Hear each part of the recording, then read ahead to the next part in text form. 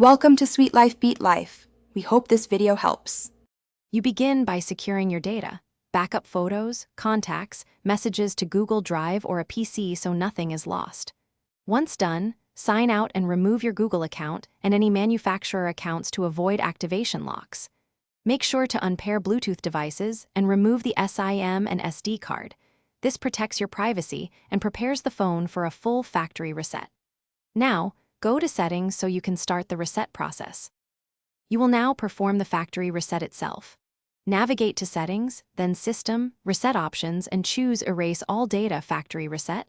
This removes apps and personal data. When prompted, confirm your PIN or password and tap Erase Everything. This final step wipes the device. If the phone won't boot or settings are unavailable, use Recovery Mode.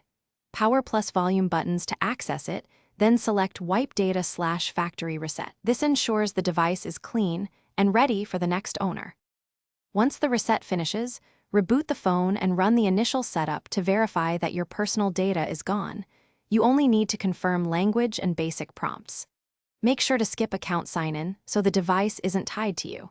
If the buyer reports activation lock or factory reset protection, that usually happens when the previous owner didn't remove their Google account. In that case, you should sign back in, remove the account, and repeat the reset. This solves the common lock issue quickly. Thanks for watching. Consider subscribing if we helped you.